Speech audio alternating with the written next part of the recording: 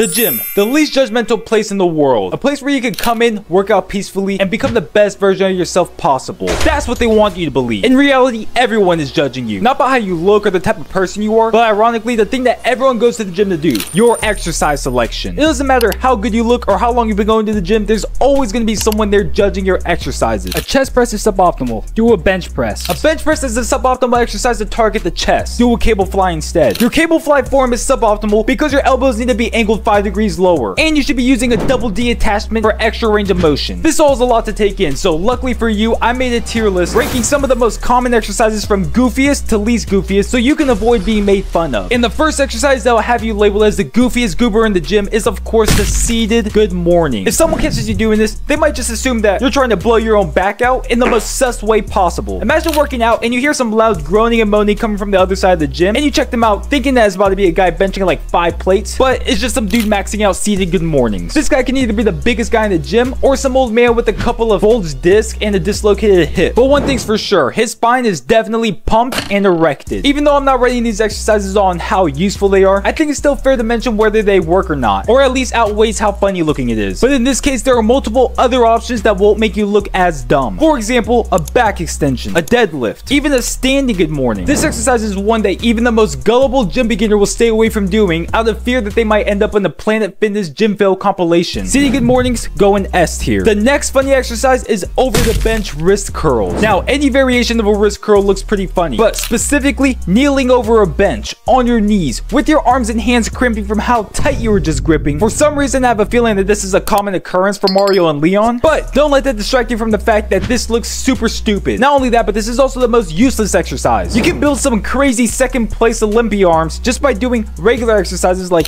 hanging from a pull-up bar, farmer carries, and you exercise where you need a good grippy. Or if your goal is to build that wrist flexing strength, maybe you want to have the firmest handshake of all time, you could just do some wrist rotations instead. At least these could look cool, like you're swinging Thor's hammer around. But if you really just want to target only the forearms and you're trying to get that Popeye physique, just do regular wrist curls while sitting on the bench instead of kneeling over it. But then not like I'm leaning forward so I can start in the eccentric position, thus giving my forearms a longer stretch. Then just use the preacher equipment instead. But my gym doesn't have preacher curl equipment. Then get out of doggy position, adjust the bench at an incline, and just use that as the preacher thingy instead. But Denali, the gyms in my gym aren't adjustable. Then just do it while standing like a normal person. I'm convinced that these goofy exercises only exist because of either copium huffing attention seekers or the scam artist fitness influencers that say you need to train different to somehow achieve different results. This exercise also going in S tier. This next exercise is of course neck training, specifically neck curls. I can make this whole video about neck exercises, especially the neck harness,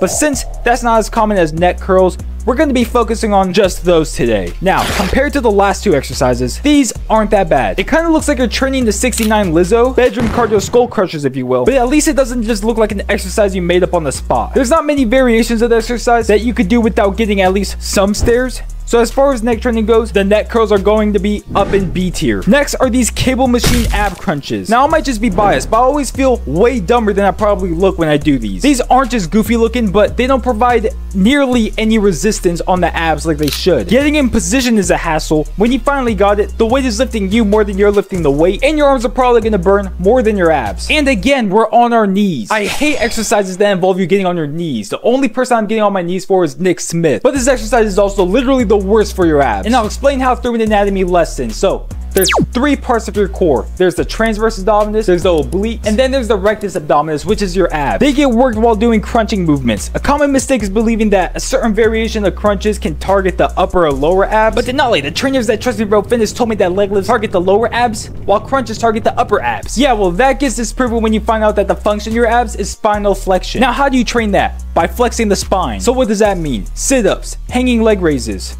ab chairs. Even this trash ab exercise, they all target the abs just as much as the other, assuming that you're using enough resistance for each. But with these awkward unsupported cable crunches, it just makes it a whole lot more uncomfortable to actually hit where you're trying to hit. I'm gonna have to put this in A tier. Next up are muscle ups, and admittedly these are kind of subjective because if you're like a calisthenics guy or a gymnast, these are gonna be pretty cool and you're gonna ask me why I'm even putting these on the list. But if you're like just some regular old casual gym goer or even a beginner, these probably look goofy as I'm not even gonna mention how it's basically just a flashy pull pull up and the dip put together, but doing these in the crowded gym, scream give me attention. There will be some people who are impressed, but majority are going to be thinking this guy could have just went to the local playground to do these. And honestly, they're not even that hard. Most people just don't know the right technique, but as soon as you figure out how to control the momentum, they're pretty easy. Even though these could look goofy to some people, I still think these look pretty cool. And it's my list, and I can rank it wherever I want. So I'm gonna put Muscleups on the goofy level of F tier. Next up are sissy squats, and the name alone should secure a spot in the S tier, but let's be open-minded. A sissy squat is just like a regular squat, except with no hip hinge, so you're mostly hitting the quads. To be honest, the better you are at this exercise, the goofier you look. Now, if you have some weak quads, bad knees, and no balance, then you'll probably look like a normal person, with horrible form that is. But if you can drive your knees all the way down to the floor, you not only have great balance and bulletproof knees, you're probably also getting made fun of by some weak knee bro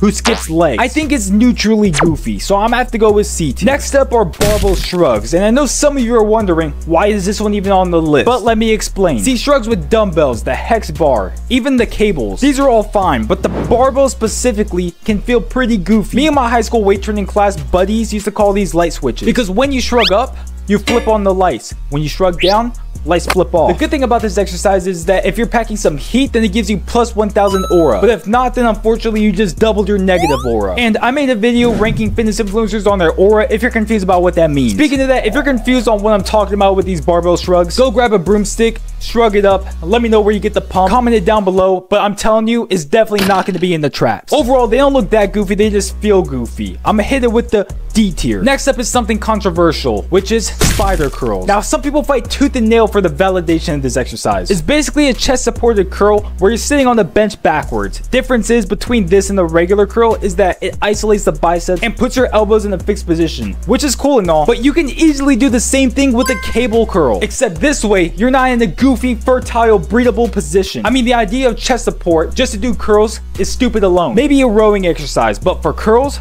come on. What's next? Chest supported forearm curls? Waste of time. Spider curls are A tier. Next are Zerker deadlifts. Now, this is essentially the same exercise that strongmen do when they're lifting Atlas stones, and it looks pretty cool when they do it. But with the barbell, it's kind of dumb. Zerker anything involves you using the inside of your elbows to hold the barbell instead of your hands. I see the functionality, but it just looks like a hazard, like a hernia waiting to happen. And Zerker deadlifts, these are the worst. Even with the most optimal form, this exercise looks like you're about to tear your spine into multiple pieces. If you mess up at all, say goodbye to your elbows, rotator cuffs, and your lower back. The only thing I see is useful for is if you're trying to give the strongest hugs, but other than that, just do a regular deadlift. These are goofy looking, not quite to the point where I'll chuckle if I see someone do it, but just enough to glance and say to myself, that looks weird. So I'll say F tier. Next are cable pull-throughs. Doing these feel like you're flossing in between the abyss. You hold the cable, face the other direction, bend over like you dropped the soap, then stand back up. It's basically a cable RDL, and honestly, it's a pretty goofy exercise. The hand placement and the rope burn on your third leg are pretty suboptimal and definitely brings down your aura point. Gotta put it in B tier. And finally, the Boso ball squat. Now, Boso ball anything is gonna look stupid regardless, but Boso ball squats, I don't care if you're doing these with one leg and 400 pounds on your back. These things make you look absolutely dumb. This is the type of exercise that Arnold Schwarzenegger will tell the competition to do to sabotage them into making no gains and potentially injure themselves. This is the type of training that personal trainers will give their clients so they think they're being challenged, but in reality they make no progress at all, so they get scammed into buying more sessions. This exercise is suboptimal functionally, athletically, and most importantly aesthetically. Therefore, it is an S tier goofy exercise, and that's the exercise rating on how goofy they look. And remember, you don't want to be that negative aura guy at the gym, so take notes on how to get max aura by watching this next video.